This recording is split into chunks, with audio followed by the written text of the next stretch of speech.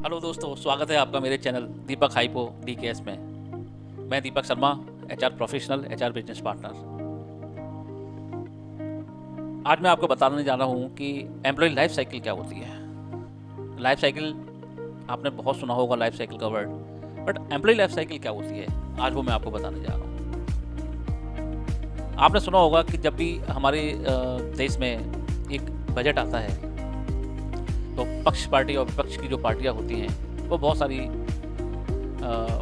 उसमें गणना करती हैं, बहुत सारे अपने अपने विचार देती हैं। तो इसी तरीके से जब एक कंपनी खुलती है तो उस कंपनी में एक बजट बनता है। उस बजट में अलग अलग डिपार्टमेंट्स होते हैं।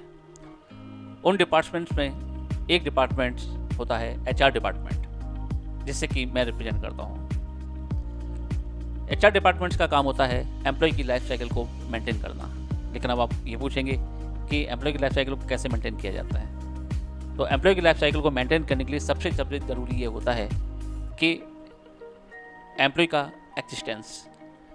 अब एम्प्लॉय का एग्जिस्टेंस कैसे होता है, तो उसका एक पूरा साइकिल होता है। सबसे पहले कोई भी कंपनी अगर किसी कंपनी को सेटअप करती है तो उसमें एक मैन पावर बजट होता है।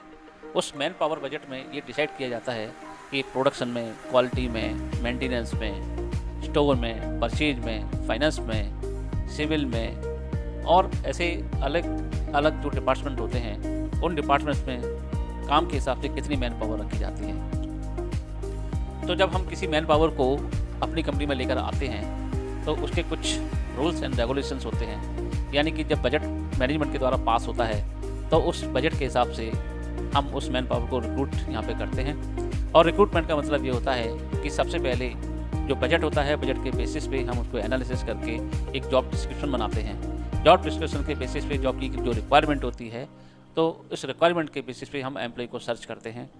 जब हम एम्प्लॉय को सर्च करते हैं तो उसका एक इंटरव्यू का प्रोसेस होता है। इंटरव्यू के प्रोसेस के बाद उसका एक सिलेक्शन का प्रोसेस होता है। और जब एम्प्लॉय सिलेक्शन के लिए होता है तो एक, जैसे मैंने आपको पिछले वीडियो में ही बताया कि सीटीसी का नेगोशिएशन होता है।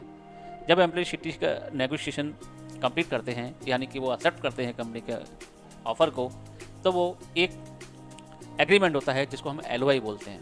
एलओआई मतलब लेटर ऑफ इंटेंट, जिसमें कि कई कंपनियां इसको ऑफर लेटर के नाम से ही बोलते हैं और कई कंपनी इसको एलओआई के नाम से ही बोलते हैं।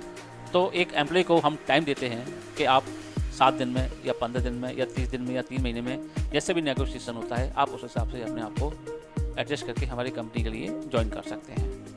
तो जब एम्प्लॉय ज्वाइन करता है कंपनी को उस तय मानक समय पर, तो उस समय उसका एक डॉक्यूमेंटेशन प्रोसेस उसको गुजरना होता है। उस डॉक्यूमेंटेशन में उसको अपना Aadhaar card, PAN card, qualification documents, अगर उसने पिछली किसी कंपनी में काम किया है तो उसके एक्सपीरियंस सर्टिफिकेट्स, और इसके अलावा उसकी फैमिली का डिटेल्स, वो सारी चीज़ें उसमें डॉक्यूमेंट के तौर पे हम लेते हैं और उस सारे डॉक्यूमेंट्स को एक फ़ाइल में लगाते हैं। जब उस फाइल को हम डॉक्यूमेंट में लगाते हैं तो उसमें एक चेक लिस्ट होती है और चेक लिस्ट के जो मानक होते हैं वो ये तय करते हैं कि इस एम्प्लॉय के जो भी डॉक्यूमेंट्स हैं वो कंप्लीट हैं या नहीं हैं। अगर वो डॉक्यूमेंट कंप्लीट हैं तो उसको हमारे जो भी लाइफ साइकिल के प्रोसेस है उसको कंप्लीट करते हैं, और अगर डॉक्यूमेंट इनकम्प्लीट होते हैं तो उसको एक तय समय दिया जाता है, जिसको कि एक अंडरटेकिंग के बेसिस पे हम उसको एक तय सीमा के अंदर उसको सबमिट करने के लिए बोलते हैं। कंपनी में एम्प्लॉय के आने के बाद जब ये प्रोसेस होती है तो इस प्रोसेस को हम बोलते हैं इंडक्शन प्रोसेस।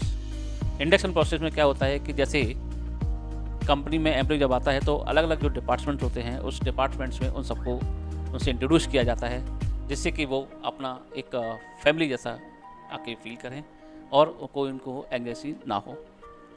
क्योंकि जब तक वो अपने एम्प्लॉय में, क्योंकि एक कंपनी एक फैमिली होती है और फैमिली की मेंबर्स को जब तक नहीं जानते हैं तब तक वो कंफर्ट फील नहीं कर पाते हैं, इसलिए उनको इंडक्शन प्रोसेस में इसको इंडल्ज किया जाता है। कंपनी के बारे में बताया जाता है, कंपनी की पॉलिसी के बारे में बताया जाता है, कंपनी की लीव्स के बारे में बताया जाता है, और लीव्स जैसे casual leave, sick leave, earn leave या अन्य जो भी लीव्स होती हैं एज पर कंपनी के, जो कि अलग अलग डिफरेंस के होते हैं, कंपनी टू कंपनी वेरी करती हैं, उनके बारे में बताया जाता है। ओवरऑल इस इंडक्शन प्रोसेस में, ओरिएंटेशन प्रोसेस में कंपनी के बारे में बताया जाता है, और वो एम्प्लॉय जब उस इंडक्शन को कंप्लीट करने के बाद अपने वर्क में इनिशिएट करते हैं तो एक हमारा प्रोसेस कंप्लीट होता है, यानी कि recruitment, appointment, induction process, orientation process complete करने के बाद फिर ईयर टू ईयर उसकी अप्रेजल्स होते हैं, परफॉर्मेंस में मॉनिटरिंग होती है, जो कि कई कंपनियां क्वार्टरली बेसिस करती हैं, कई कंपनियां हाफ ईयरली बेसिस करती हैं, कई कंपनी ईयरली बेसिस करती हैं। तो एनुअल परफॉर्मेंस के बेसिस पे उनको एक इंक्रीमेंट का प्रोसेस है वो उनको दिया जाता है, रिवार्ड उनको किया जाता है। और इसके बाद जब वो एम्प्लॉई किसी कारणवश कंपनी को जब छोड़ के जाते हैं, तो छोड़ के जाने के तौर पे उनको एक तय सीमा में, जो उनका अपॉइंटमेंट लेटर में कंप्लीट जो कंसर्न होते हैं, जो कि नोटिस पीरियड बोला जाता है जिसको कि, तो किसी कंपनी में डिपेंड करता है वो डेजिग्नेशन के बेसिस पे कि 1 मंथ का है या 3 मंथ का है, तो एक तय मानक समय में उनको नो ड्यूज़ का प्रोसेस कंप्लीट करना होता है।